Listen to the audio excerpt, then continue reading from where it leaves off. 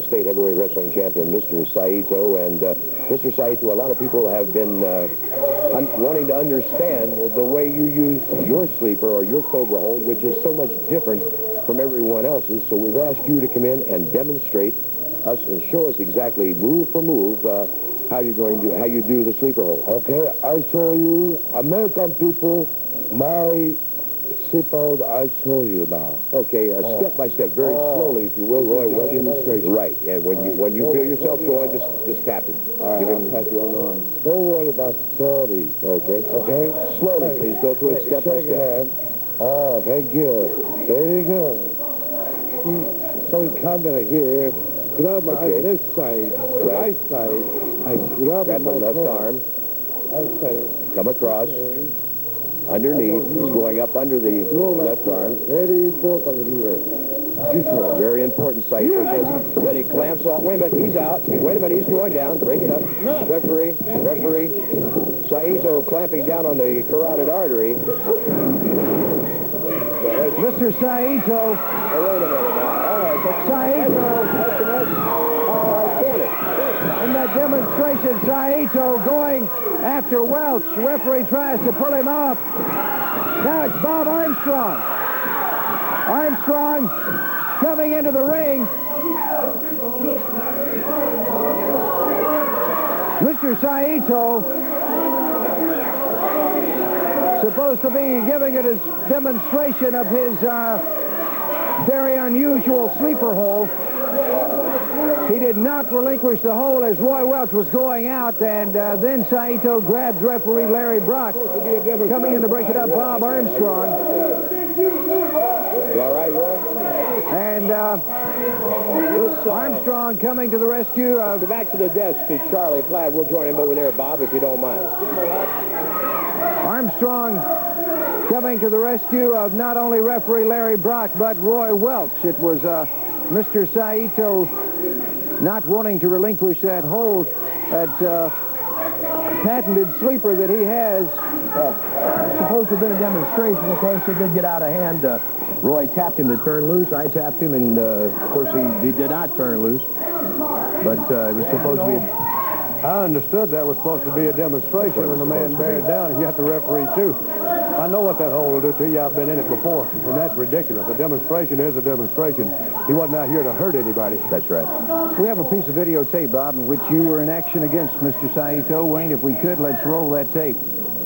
You know, lately, every time you see Saito, you see Condrey and Rose. There's an old saying, birds of a feather flock together. Every time I see these three, it looks like buzzards to me. That's the kind of feathered friends they are. Now, right here, we'd been going pretty good, Charlie, and I did go to the use of a little martial arts. He'd been doing it to me all night, so I just retaliated. It was a pretty hard-fought match. We were both down and out here. In fact, I believe the referee was counting us both at this time. But this man's, his form of the sleeper hold does cut off the carotid artery, and it'll put you out in a minute. Now, here I was just beating him to the punch a little bit. He was trying to jack my jaw a little, and I showed him what jaw jacking and chest slapping was all about, brother. I was popping him good, but here he comes right back. It was kind of nip and tuck here. He can hit hard, and I don't hit easy myself. And here he grabbed the headlock, and here he went. He caught me with a knee right here. I had a move for him, but he caught me with a knee, and that knocked me senseless. I ended up with one leg on the rope. He's a tough man, no doubt about it. And here he goes with that martial art. So he hits you right in the sternum, takes your breath. He uses a lot of moves. He's a good wrestler, but he certainly knows that martial art. And here he's going to every move he can. He's choking, he's scratching, biting, anything he can do. And he's noted for that. He's known all over the world for that. Here he's got me against the rope, and he's throwing me in right here. He's going to put the quietus to me, but I ducked. And when I ducked, I caught him by surprise, nailed him a couple of times.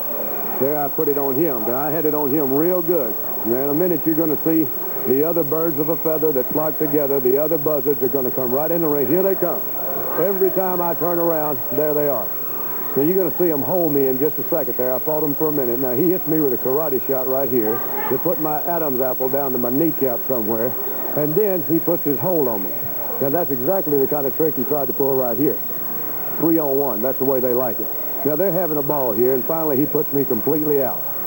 But, you know, Charlie, to me, that's not what professional wrestling is all about, 3-on-1. Now, here comes Paul, and And Norvell to try to get him off of me, and they were fighting him off. And he had me out. He could have let me go. I didn't even know where I was at this time. They were fighting to get in. He just wanted to do permanent damage because, sure enough, if you hold the Japanese sleeper the way he uses it, it'll do permanent damage to you. You cut off that carotid artery to the brain long enough, and it's going to do some brain damage. You can see he's holding on. He knows he's got me. He ain't moving a muscle. Everybody's fighting to get in, and finally, they do the job and get him off of me. And I was in Never Never Land. The Sandman had come to see me in the form of one big Japanese wrestler. But you know, like I say, they all flock together, three of them. If you see Condrey or Rose, you see Saito. But sooner or later, this gang of buzzard is going to be busted up. Maybe sooner than later, because I got a plan just like they have. And it might work, brother. It's going to work. Comments of Bob Armstrong. More action coming your way on Southeastern Championship Wrestling. Stay with us. On Channel 42, beginning at 2 p.m. That's next Saturday here on 42 at 2 p.m. Monday night in Boutwell Auditorium, a Super Southeastern Wrestling lineup. One of the feature matches is a karate legal match, non-sanctioned by Southeastern Wrestling, pitting this man, Bob Armstrong, against the Oriental Ace, Mr. Saito. Before I talk to Bob, let's hear from Mr. Saito. Karate legal match. This is my match. You know, American karate, too soft, so dumb, not too good. Japanese karate is so great karate. I am just good, not power. All right, Bob Armstrong, you got to be the biggest fool in the world to sign a match not sanctioned by the NWA. Karate legal match with this man.